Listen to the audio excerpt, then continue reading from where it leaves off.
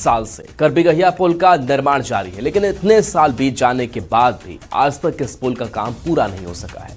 पुल का निर्माण जब शुरू हुआ था तो इसकी अनुमानित लागत 121 करोड़ रखी गई थी, लेकिन इसके डिजाइन में बदलाव की वजह से इसकी लागत बढ़कर 292 करोड़ हो गई है। वैसे तो इस पुल का निर्माण कार्य पूरा होने का लक्ष्य जून 2026 में रखा गया है, लेकिन जानकारी के मुताबिक करबिगहिया गोलंबर से कंकड़बाग की तरफ अप्रोच रोड का डिजाइन बनाना और जमीन अधिग्रहण का काम बाकी है। ऐसे में जून 2026 तक बनकर पूरा होगा, ये तो समय ही बताएगा। पटना में एक ऐसा पुल बन रहा है जिसे अनोखा पुल कहा जा रहा है। अनोखा इसलिए क्योंकि पिछले 10 सालों से लगातार काम जारी है, बावजूद इसके अभी तक ये पुल फाइनल नहीं हो पाया है। हम बात कर रहे हैं करबिगहिया के पास बन रहे एक महत्वपूर्ण पुल की, जो पिछले 10 वर्षों से काम लगातार जारी है। न्यू करबिगहिया गोलंबर वाले प्रोजेक्ट का काम 10 सालों से चल रहा है। अभी मीठापुर की ओर से उतरने वाला रैंप बन रहा है। करबिगहिया स्टेशन के सामने पिलर बनकर खड़े हैं। अब इसे कंकड़बाग एलिवेटेड रोड से जोड़ने की योजना बनाई गई है, लेकिन डिजाइन अब तक फाइनल नहीं हो सका है। पुल का निर्माण लगातार जारी है और अगर हम माने आंकड़ों की तो इस पुल के निर्माण में 121 करोड़ रुपए खर्च होनी थी, लेकिन डिजाइन में बदलाव की वजह से इसे बढ़ाकर 292 करोड़ कर दी गई है। अब इसका निर्माण कार्य जून 2026 में पूरा करने का लक्ष्य रखा गया है। नए जो रूट चार्ट हैं वो तैयार किए गए हैं, यानी कंकड़बाग से इसे जोड़ा जाएगा और अभी ये पुल बन ही रहा है। हालांकि लक्ष्य रखा गया है कि जून 2026 में इसे तैयार कर दिया जाएगा और लोगों को जाम से निजात मिलेगा। कैमरामैन मनीष जुनेजा के साथ विनीता मिश्रा, न्यूज़ 18 पटना। अब बिना डिजाइन वाले इस पुल के बारे में भी कुछ समझ लीजिए। न्यू करबिगहिया गोलंबर को कंकड़बाग से ये पुल जोड़ता है। इसके साथ साथ पुल का शिलान्यास जो है वो हो चुका है, वक्त भी काफी लंबा बीत चुका है, पिलर भी बनकर तैयार है। इसके बाद पुल का अब तक डिजाइन ही फाइनल नहीं हुआ है। बता दें कि 121 करोड़ थी इस की पूरी लागत। डिजाइन बदलने से अब 292 करोड़ इसकी लागत हो चली है। जून 2026 तक निर्माण का लक्ष्य रखा गया है। अब चूंकि अप्रोच रोड का डिजाइन बाकी है, जमीन अधिग्रहण का काम भी बाकी है, तो ऐसे में कहना भी मुश्किल होगा कि क्या जो लक्ष्य जून 2026 तक का रखा गया है क्या वो भी पूरा हो पाएगा। चले बढ़ते आगे। दिल्ली में आज कांग्रेस की रैली है। दिल्ली में कांग्रेस की हुंकार रैली है। रामलीला मैदान में शक्ति प्रदर्शन होगा। वोटर लिस्ट में गड़बड़ी का आरोप कांग्रेस की तरफ से लगातार लगाया जा रहा है। वोट चोरी के खिलाफ यह हल्ला बोल है। बिहार कांग्रेस के नेता भी इस रैली में शामिल होंगे। तो रामलीला मैदान में यह रैली कांग्रेस की तरफ से वोटर लिस्ट में गड़बड़ी का आरोप, वोट चोरी के खिलाफ हल्ला बोल और बिहार कांग्रेस के नेता भी इसमें शामिल होने जा रहे हैं। तो एक शक्ति प्रदर्शन का मौका कांग्रेस के लिए, लेकिन कांग्रेस जो मुद्दे उठा रही है उस मुद्दे पर उसने भी देखा है कि वो मुद्दे कैसे खुद साबित हुए हैं। देखना होगा कि इस रैली का असर कितना कांग्रेस के लिए। तो आज एसआईआर के मुद्दे को लेकर दिल्ली के रामलीला मैदान में कांग्रेस शक्ति प्रदर्शन करने जा रही है। उससे पहले बीजेपी ने कांग्रेस पर बड़ा प्रहार किया। अजय आलोक ने कहा कि कांग्रेस रैली क्या करेगी, कांग्रेस पहले ही भाग गई है। उन्हीं के नेता लोग कह रहे हैं कि एसआईआर का कोई मतलब नहीं। अरे कांग्रेस क्या रैली करेगी एसआईआर पे? कांग्रेस को तो पहले ही भाग गए। उन्हीं के नेता लोग कह रहे हैं कि एसआईआर का कोई मतलब नहीं है। उनके पूर्व कानून मंत्री कह रहे हैं। कुछ तो सीखे कांग्रेस पार्टी। सुपारी लेके आया ये राहुल गांधी, पूरी की पूरी कांग्रेस को समाप्त करके ही मानेंगे। तो दिल्ली में आज राहुल गांधी बड़ी रैली को संबोधित करने जा रहे हैं। उससे पहले ही देश में सियासी घमासान मच गया है। केंद्रीय मंत्री गिरिराज सिंह ने रैली को लेकर कांग्रेस पर बड़ा बयान दिया। कहा कि जो खुद 70 साल तक चोरी करते रहे, कांग्रेस ने वोट ही चोरी किया, दूसरा कुछ काम किया ही नहीं। जो खुद चोरी करते रहा 70 साल तक कांग्रेस ने वोट ही चोरी किया, दूसरा कोई काम किया? चोरों को सारे नजर आते हैं चोर। इधर बीजेपी के अध्यक्ष दिलीप जायसवाल ने कहा कि दिल्ली में कांग्रेस की रैली पर निशाना साधा और कहा कि कांग्रेस और राहुल गांधी थ्रेटोलॉजी कर रहे हैं। बिहार की जनता ने एसआईआर को स्वीकारा है और वोट चोरी के आरोपों को पूरी तरह से बकवास साबित कर दिया है। बिहार के चुनाव में के पहले एसआईआर की शुरुआत हुई और बिहार पहला राज्य है जहां पर कि एसआईआर यानी मतदाता सूची का शुद्धिकरण हुआ। तो क्या बिहार के 7 करोड़ से ज्यादा मतदाता बेवकूफ हैं क्या? बिहार ने पूरे देश को संदेश दिया है, ज्ञान दिया है कि मतदाता सूची का शुद्धिकरण आवश्यक है। तो जब 7 करोड़ से ज्यादा मतदाता ने पहला जहां से एसआईआर शुरू हुआ और उसके पक्ष में और बाद में मतदान करने का काम किया, तो ये विपक्ष थ्रेटोलॉजी कर रहे हैं। जबरदस्ती राजनीति करना कोई काम नहीं है विपक्ष के पास। देश की जनता समझ रही है और देश की जनता इसीलिए इनको जो है नकारने का काम कर रही है। शराबबंदी वाले बिहार में शराब तस्करों के हौसले कितने बुलंद हैं, इसका जीता जागता उदाहरण देखने को मिला है औरंगाबाद में, जहां एक शराब तस्कर के डर से एक परिवार पिछले 52 दिनों से अपना घर छोड़कर दर दर भटकने को मजबूर है। मामला हसपुरा थाना क्षेत्र के इठवा गांव का है। बताया जा रहा है कि यहां मुखिया सलाम आलम ने घर में शराब बेच रहे 2 शराब माफिया को जब शराब बेचने से मना किया, तस्करों ने मिलकर सलाम आलम के साथ पूरे परिवार की पिटाई कर दी। वहीं पीड़ित परिवार का कहना है कि जब उसने प्रशासन से मदद मांगी तो उन्होंने भी मदद करने से इनकार कर दिया। पास किए तो हम लोग को भी डांट बुरा कि तुमको घर लहरा देंगे, बेटी कैसे करेंगे वैसे करेंगे, गलत सब बहुत बोला। लोग हम क्या करें सर, घर पर छोड़ के दूसरा जगह हम रह रहे हैं। जांच में भी पता चला है कि दोनों पक्ष द्वारा आपस में मारपीट की घटना कारित की गई थी और दोनों पक्षों द्वारा आवेदन थाना को दिया गया था। इस संबंध में हसपुरा थाना कांड संख्या 307 और 308 दर्ज किया गया था और उसका अनुसंधान किया गया। पटना से बड़ी खबर, जहां पालीगंज में अवैध बालू परिवहन के खिलाफ बड़ी कार्रवाई हुई है। महाबलीपुर सोनघाट नहर के पास छापेमारी की गई, जिसमें 4 गाड़ियों के पास वैध परिवहन चालान नहीं थे। साथ ही गाड़ियों पर क्षमता से ज्यादा बालू लदा हुआ था। चारों हाईवा को जब्त कर कार्रवाई की जा रही है।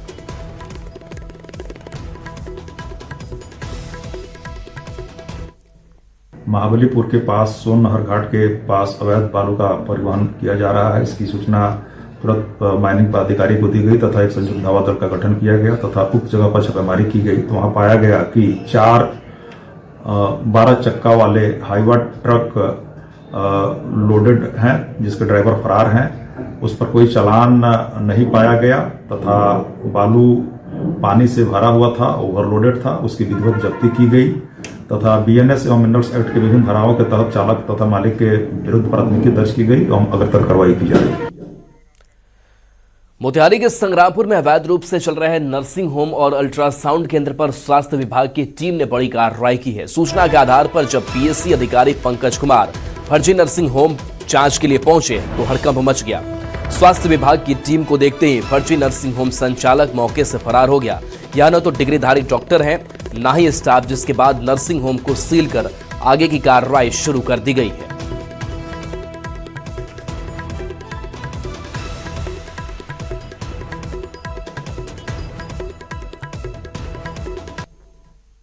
ये सिर्फ फर्जी सारा चीज दिखा रहे हैं जो मतलब अप्लाई किया गया है। न डॉक्टर यहाँ उपस्थित था, न कोई एनएम उपस्थित थी, न कोई जीएनएम। 3 ऑपरेशन किया गया है।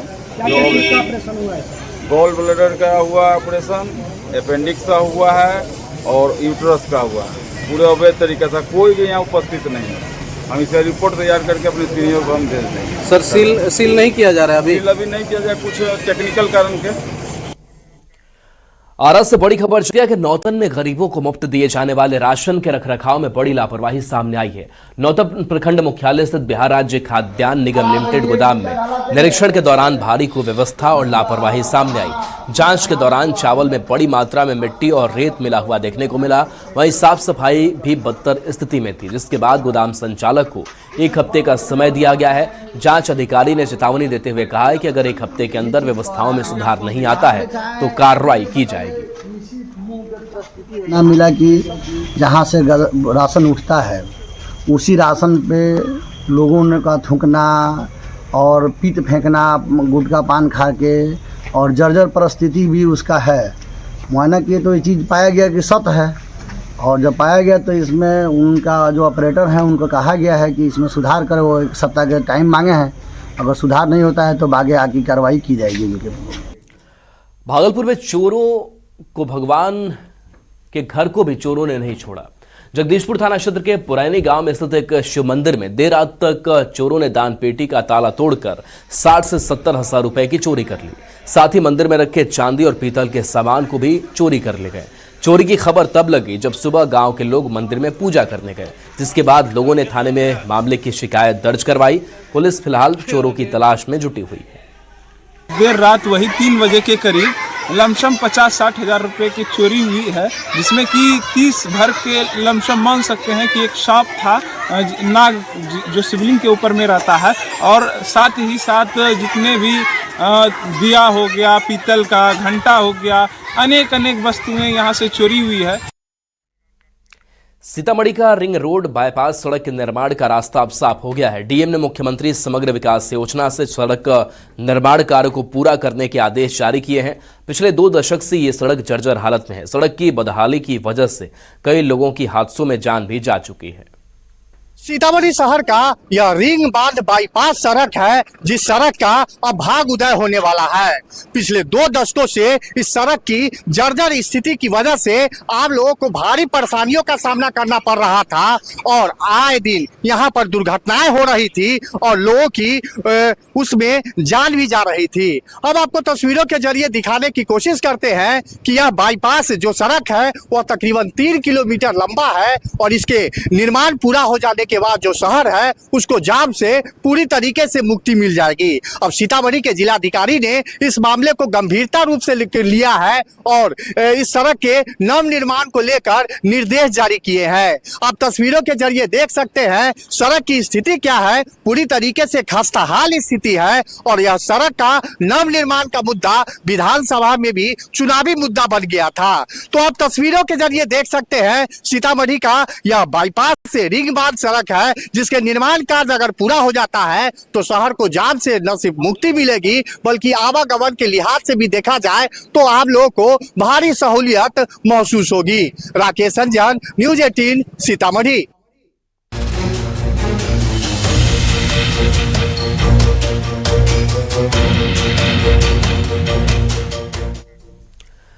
पटना में AQI लेवल 500 तक पहुंच गया है। एयरपोर्ट और वेटनरी मैदान के आसपास की हवा लगातार खराब रही है। पटना की हवा सिर्फ खराब नहीं बल्कि जहरीली हो गई है। ज्यादा जानकारी दे रही हैं संवाददाता विनीता मिश्रा।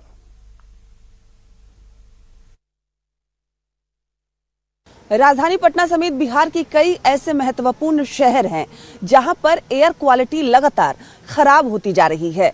खासकर अगर ठंड के दिनों की हम बात करें तो ठंड के दिनों में अमूमन ऐसा देखा जाता है कि जो वायु की गुणवत्ता है वो खराब हो जाती है, लेकिन पटना की जो एयर क्वालिटी है वो सिर्फ खराब नहीं बल्कि जहरीली हो गई है। ऐसा हम इसलिए कह रहे हैं क्योंकि जो एयर क्वालिटी इंडेक्स है उसके मुताबिक अगर आप अभी सर्च करेंगे कि आपके आसपास की हवा कैसी है तो आपको ये साफ तौर पर नजर आएगा कि आपके आसपास की हवा, खासकर अगर आप पटना में रह रहे हैं तो जहरीली है। और ये देखिए, जैसे ही आप AQI चेक करेंगे, अभी सुबह के 8 बज रहे हैं और पटना में जो एयर क्वालिटी है वो 504 है। और अगर इस ग्राफ को हम देखें तो 1 से 50 तक गुड यानी ग्रीन दिखाई जा रही है, यानी एयर क्वालिटी अच्छी है। लेकिन जैसे जैसे आगे बढ़ेगा वैसे वैसे एयर क्वालिटी खराब होती जाती है। 50 से 100 ठीक ठाक और 100 से 150 पुअर यानी खराब, 150 से 200 अनहेल्दी, लेकिन 200 से 300 यानी वो खराब है। लेकिन 300 से जैसे ही ऊपर जाएगा वो जहरीली हवा है, यानी सांस लेने लायक भी वो हवा नहीं है। और फिलहाल पटना की जो हवा है वो सांस लेने लायक भी नहीं है, क्योंकि आंकड़े ये दिखा रहे हैं, एयर क्वालिटी इंडेक्स ये बता रहा है। और यही वजह है कि लगातार पटना की हवा सही हो इसके लिए नगर निगम की तरफ से भी पानी का छिड़काव किया जा रहा है। और यहाँ देख सकते हैं कि जो सड़कें हैं पेड़ पौधे हैं वहां पर लगातार पानी का छिड़काव किया जा रहा है, क्योंकि जो धूल कण हैं जो हवा में तैरते रहते हैं, जिससे लोगों को सांस लेने में परेशानी होती है। और सिर्फ सांस लेने में परेशानी नहीं, कई तरह की बीमारियों को भी खराब हवा यानी प्रदूषित हवा जन्म देती है। ऐसे में उस एयर क्वालिटी को ठीक करने के लिए लगातार पानी का छिड़काव किया जा रहा है, ताकि वायु की गुणवत्ता थोड़ी ठीक हो सके। लगातार कोशिश के बावजूद भी जो एयर क्वालिटी इंडेक्स है वो ठीक होती हुई नजर नहीं आ रही। सुबह सवेरे 500 के पार जो एयर क्वालिटी का जो आंकड़ा है वो दिखा रहा है, यानी पटना की हवा सिर्फ खराब नहीं बल्कि जहरीली हो गई है। कैमरामैन मनीष जुनेजा के साथ विनीता मिश्रा, न्यूज़ 18 पटना।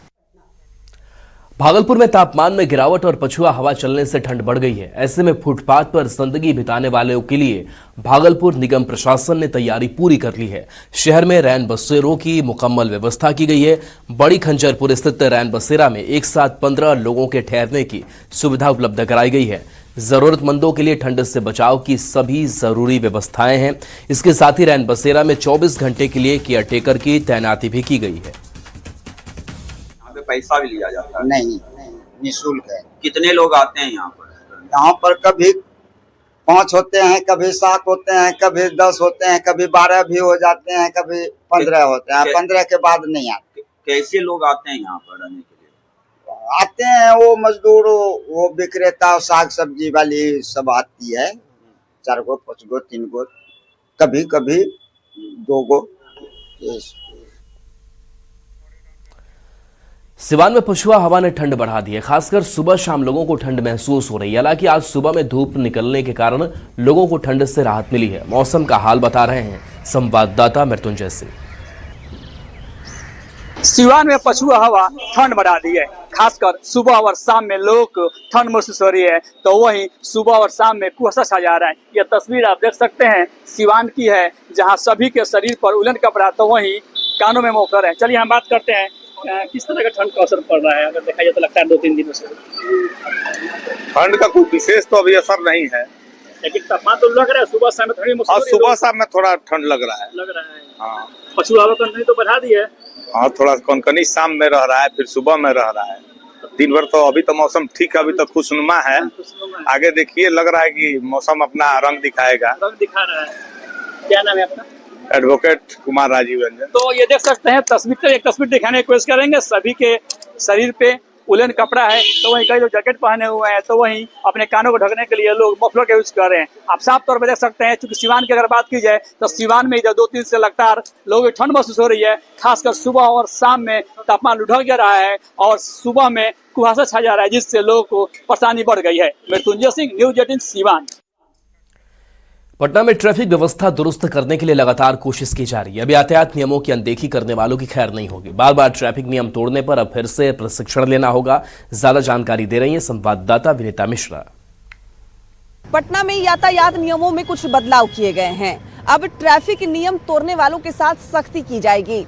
अगर आप लगातार 3 बार ट्रैफिक नियमों का उल्लंघन करते हैं तो आपको फिर से प्रशिक्षण लेना होगा। जी हां, यातायात नियमों में अब बदलाव किए गए हैं और उसके तहत बार बार उल्लंघन करने पर अब आपकी खैर नहीं है।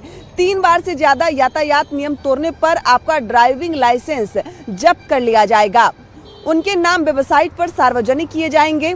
लाइसेंस तभी वापस होगा जब वो यातायात नियमों का प्रशिक्षण लेंगे। प्रशिक्षण अधिकतम 1 माह का होगा। 1 जनवरी से 13 दिसंबर तक 30 लाख से अधिक लोगों का यातायात नियमों के उल्लंघन के आरोप में चालान काटा गया। इसमें परिवहन विभाग ने 5,86,091 तो ट्रैफिक पुलिस की ओर से 24,22,492 लोगों का चालान काटा गया। हर महीने ऐसे चालकों की संख्या बढ़ती जा रही है जो नियमों का उल्लंघन कर रहे हैं। ऐसे चालकों पर नकेल कसने के लिए विभाग ने तैयारी कर रखी है। विभाग ने तय किया है कि बिहार में यातायात नियमों को 3 बार तोड़ने वाले वाहनों के नाम को वेबसाइट पर जारी किया जाएगा। हर जिले में परिवहन विभाग की वेबसाइट पर ऐसे चालकों का नाम प्रदर्शित किया जाएगा और उन पर फिर सख्त कार्रवाई की जाएगी। और अगर बात करें कि किस तरीके का जो उल्लंघन है, तो ओवरलोडिंग यानी तेज गति का वाहन, सिग्नल यानी रेड लाइट को पार कर जाना, बिना हेलमेट के गाड़ी चलाना, बिना सीट बेल्ट के गाड़ी चलाना, ये तमाम ऐसे नियम है। अगर आप इन नियमों की अनदेखी करते हैं, बिहार में आप कहीं भी रह रहे हो, तो आप पर अब जो यातायात विभाग है वो सख्त होगा और उसके मद्देनजर आप पर कार्रवाई भी की जाएगी। लगातार यातायात नियमों का आप उल्लंघन करेंगे तो आपको गाड़ी चलाने योग्य नहीं माना जाएगा और उसके बाद आप गाड़ी भी नहीं चला पाएंगे। कैमरामैन मनीष जुनेजा के साथ विनीता मिश्रा, न्यूज़ 18 पटना।